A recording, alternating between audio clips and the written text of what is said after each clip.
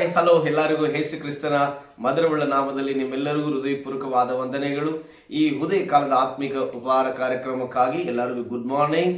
ದೇವರು ನಿಮ್ಮನ್ನು ಆಶೀರ್ವದಿಸಲಿ. ಸ್ನೇಹಿತರೆ, ಪ್ರಿಯರೇ, ಆತ್ಮೀಯರೇ, ದೇವರು ನಮಗೆ ಕೊಡುವಂಥ ವಾಕ್ಯವನ್ನು ನಾವು ಧ್ಯಾನ ಮಾಡಿಕೊಳ್ಳೋಣ. ದೇವರು ಈ ಮುಂಚಾನೆ ವೇಳೆಯಲ್ಲಿ ತಾನು ನಮಗೆ ತಿಳಿಸುವಂಥ ಮಾತು ಏನೆಂದರೆ, ಸತ್ಯವೇದದಲ್ಲಿರುವ ಪ್ರಸಂಗಿ ಎಂಬ ಪುಸ್ತಕ ಅದರಲ್ಲಿ 12ನೇ ಅಧ್ಯಾಯ 1ನೇ ವಚನದಲ್ಲಿ ದೇವರ ವಾಕ್ಯ ಹೀಗೆ ನಮಗೆ ತಿಳಿಸುವಂಥದ್ದಾಗಿದೆ. ಕಷ್ಟದ ದಿನಗಳು ಸಂತೋಷವಿಲ್ಲವೆಂದು ನೀನು ಹೇಳುವ ವರ್ಷಗಳ ಸಮೀಪಿಸುವುದರೊಳಗಾಗಿ ಯೌವನದಲ್ಲಿಯೇ ನಿನ್ನ ಸೃಷ್ಟಿಕರ್ತನನ್ನು ಸ್ಮರಿಸು. ದೇವರ ನಾಮಕ್ಕೆ ಸ್ತೋತ್ರವಾಗಲಿ. ಈ ವಾಕ್ಯ ನೋಡ್ರಿ ನಮಗೆ ತಿಳಿಸುವಂಥದ್ದು ಏನಂದ್ರೆ, ಕಷ್ಟದ ದಿನಗಳು ಸಂತೋಷವಿಲ್ಲವೆಂದು ನೀನು ಹೇಳುವ ವರ್ಷಗಳು ಸಮೀಪಿಸುವುದರೊಳಗಾಗಿ ಯೌವನದಲ್ಲಿಯೇ ನಿನ್ನ ಸೃಷ್ಟಿಕರ್ತನನ್ನು ಸ್ಮರಿಸು ಎಂಬುದಾಗಿ. ದೇವರ ಜನವೇ, ಹಾಗೆ ಆತ್ಮೀಯರೇ, ಸ್ನೇಹಿತರೆ, ಈ ದಿನ ಈ ಮುಂಚಾನ ವೇಳೆಯಲ್ಲಿ ದೇವರು ನಮಗೆ ತಿಳಿಸ್ತಿರುವಂಥ ವಚನ ನಿಜವಾಗಲಿ ಕಷ್ಟದ ದಿನಗಳು ಸಂತೋಷವಿಲ್ಲವೆಂದು ನೀನು ಹೇಳುವ ವರ್ಷಗಳು ಸಮೀಪಿಸುವುದರ ಒಳಗಾಗಿ.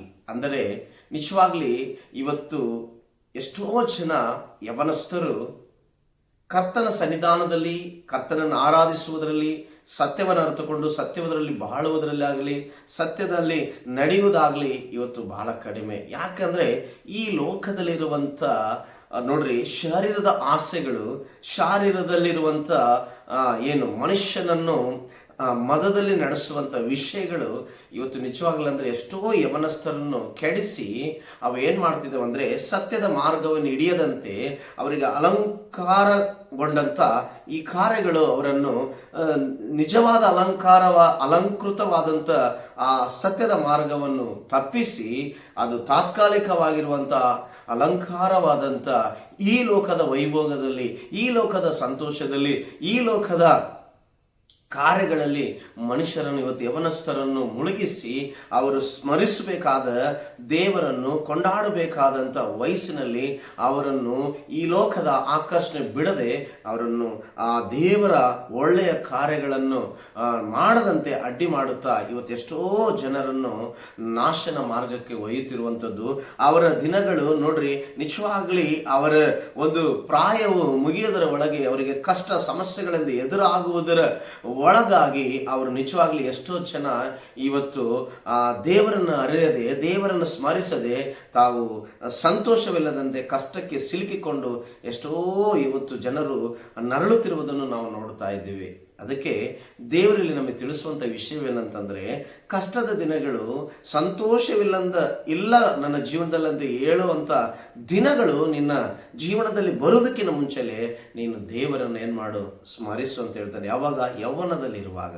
ಎಲ್ಲ ಯೌವನಸ್ಥರು ಅಂದ್ಕೊಳ್ತಾರೆ, ನನಗೆ ಯಾಕೆ ಈ ವಯಸ್ಸಲ್ಲಿ ದೇವರನ್ನ ಆರಾಧಿಸುವುದು, ದೇವರ ಸಮ್ಮುಖದಲ್ಲಿ ಇರುವಂಥದ್ದು ನನಗೇನು ಇನ್ನೂ ಬಹಳ ಇದೆ, ನಾನೀಗ ಎಂಜಾಯ್ ಮಾಡಬೇಕೆಂಬುದಾಗಿ ಬಹಳ ಜನ ಅಂದ್ಕೊಂಡು ಇವತ್ತು ಅವರು ಸತ್ಯದ ಮಾರ್ಗದಲ್ಲಿ ನಿಜವಾಗ್ಲಿ ನಿಲ್ಲದೆ ಸಂತೋಷವನ್ನು ಕಳೆದುಕೊಂಡು ದುಃಖದ ಕಾರ್ಯಗಳಲ್ಲಿ, ದುಃಖದ ದಿನಗಳನ್ನು ಅನುಭವಿಸುವಂಥದ್ದು ಅವರ ಜೀವನದಲ್ಲಿ ಇವತ್ತು ನೋಡ್ತಾ ಇದ್ದೇವೆ. ನಿಜವಾಗ್ಲಿ ದೇವರ ಜನರೇ, ಯವನಸ್ಥರೇ, ಈ ಮುಂಚಾನ ವೇಳೆಯಲ್ಲಿ ಎಲ್ಲ ಜನರಿಗೂ ತಿಳಿಸುವಂಥ ವಿಷಯವೇನಂತಂದರೆ, ನಮಗೆ ಬಲ ಇರುವಾಗಲೇ ಏನು ಮಾಡಲಿಕ್ಕೂ ಸಾಧ್ಯ. ನಿಜವಾಗ್ಲಿ ಬಲ ಇದ್ದಾಗಲೇ ನಾವು ದುಡಿಲಿಕ್ಕೆ ಸಾಧ್ಯವಾಗ್ತದೆ, ಬಲ ಇದ್ದಾಗಲೇ ನಾವು ಓಡಲಿಕ್ಕೆ ಸಾಧ್ಯವಾಗ್ತದೆ, ಬಲ ಇರುವಾಗಲೇ ನಾವು ಏನು ಮಾಡಲಿಕ್ಕೆ ಸಾಧ್ಯವಾಗ್ತದೆ. ಅದರಂತೆ ನಮ್ಮ ಶರೀರದಲ್ಲಿ ಬಲ ಇರುವಾಗಲೇ ನಾವು ಕರ್ತನಾದ ದೇವರನ್ನು ಏನು ಮಾಡಬೇಕು, ಸ್ಮರಿಸಬೇಕು. ಈ ಯೌವನದಲ್ಲಿ ದೇವರನ್ನು ಕೊಂಡಾಡಬೇಕು. ಆವಾಗ ದೇವರು ಬಹಳ ಸಂತೋಷವುಳ್ಳವನಾಗಿ ನಮಗೆ ಕಷ್ಟ ಅನ್ನುವಂಥ ಕಾರ್ಯಗಳು ನಮಗೆ ಸಂಭವಿಸದಂತೆ ಆತನು ನಮಗೆ ಸಂತೋಷದ ದಿನಗಳಲ್ಲಿ ನಮ್ಮನ್ನು ನಡೆಸೋದಕ್ಕೆ ಸಾಧ್ಯವಾಗುತ್ತೆ. ಇಲ್ಲದೆ ಹೋದರೆ ಯೌವನವಲ್ಲೆಲ್ಲ ನಾವು ದೇವರನ್ನು ಸ್ಮರಿಸದೆ, ದೇವರನ್ನು ಅರಿತುಕೊಳ್ಳದೆ, ಸತ್ಯದಲ್ಲಿ ನಡೆದೆ ಅಸತ್ಯದಲ್ಲಿ ಜೀವಿಸಿ ಕಷ್ಟಗಳು ಮತ್ತು ಸಂತೋಷವಿಲ್ಲ ಎನ್ನುವಂಥ ಹೇಳುವ ದಿನಗಳು ನಮಗೆ ಬಂದು ಮುತ್ತಿಕೊಳ್ಳುವಾಗ ನಾವು ಎಷ್ಟು ಗೋಳಾಡಿದರೂ, ಎಷ್ಟು ಅದು ನಮಗೆ ಬೇಡ ಅಂದರೂ ಅದು ನಮ್ಮನ್ನು ಬಿಟ್ಟು ಹೋಗಲಾರುವುದಂಥದ್ದಾಗಿದೆ. ಅದಕ್ಕಾಗಿ ಸ್ನೇಹಿತರೆ, ಆತ್ಮೀಯರೇ, ಪ್ರಿಯರೇ, ನಿಮಗಿರುವಂಥ ಪ್ರಾಯದಲ್ಲಿ, ನಿಮಗಿರುವಂಥ ಸಮಯದಲ್ಲಿ, ನಿಮಗಿರುವಂಥ ಸ್ಥಳದಲ್ಲಿ, ನಿಮಗಿರುವಂಥ ಕಾಲಘಟ್ಟದಲ್ಲಿ ದೇವರನ್ನು ಸ್ಮರಿಸಿರಿ. ಖಂಡಿತವಾಗಿ ನಿಮ್ಮಿಂದ ಸಂತೋಷ ಹೆಚ್ಚಾಗಲಿ, ಆದರೆ ಕಷ್ಟದ ದಿನಗಳು ನಿಮಗೆ ಸಂಭವಿಸದಂತೆ ನೀವು ನೋಡಿಕೊಳ್ಳಬೇಕಾದರೆ ದೇವರನ್ನು ಸ್ಮರಿಸುವಂಥವರಾಗಿರಬೇಕು. ದೇವರು ನಿಮ್ಮನ್ನು ಆಶೀರ್ವಾದ ಮಾಡಲಿ. ಈ ವಾಕ್ಯಗಳನ್ನು ದೇವರು ಆಶೀರ್ವದಿಸಲಿ. ನಾವು ಎಲ್ಲರೂ ಪ್ರಾರ್ಥನೆ ಮಾಡಿಕೊಳ್ಳೋಣ. ಪರಲೋಕದಲ್ಲಿರುವ ಒಳ್ಳೆಯ ತಂದೆಯೇ, ಈ ಮುಂಚಾನೆ ವೇಳೆ ನೀನು ತಿಳಿಸಿದ ವಾಕ್ಯದ ಮೇರೆಗೆ ಕೇಳಿದ ಪ್ರತಿಯೊಬ್ಬರನ್ನು ಆಶೀರ್ವದಿಸು. ಅವರನ್ನು ಕರ್ತನೆ ನಿನ್ನ ಪಾದದಲ್ಲಿ ಸ್ಮರಿಸುವರಾಗಿ, ಆರಾಧಿಸುವವರಾಗಿ, ಕೊಂಡಾಡುವವರಾಗಿ, ನಿನ್ನ ಕಾರ್ಯಗಳಲ್ಲಿ ಜೀವಿಸುವಂಥವರನ್ನಾಗಿ ಮಾಡಿ ಆಶೀರ್ವಾದ ಮಾಡು. ಈ ಶರೀರ ಹುಟ್ಟಿಸುವಂಥ ಎಲ್ಲ ಆಸೆ ಆಕಾಂಕ್ಷೆಗಳನ್ನು ತೆಗೆದುಹಾಕಿ ಆತ್ಮದಿಂದ ಹುಟ್ಟುವಂಥ ಕಾರ್ಯಗಳಿಂದ ಅವರನ್ನು ತುಂಬಿಸು, ನಡೆಸು. ನೀನೇ ಮಹಿಮೊಂದು ಯೇಸುವಿನ ನಾಮದಲ್ಲಿ ತಂದೆಯೇ, ಆಮೆನ್. ಎಲ್ಲರಿಗೂ thank you. God bless you. ದೇವರು ನಿಮ್ಮನ್ನು ಆಶೀರ್ವದಿಸಲಿ.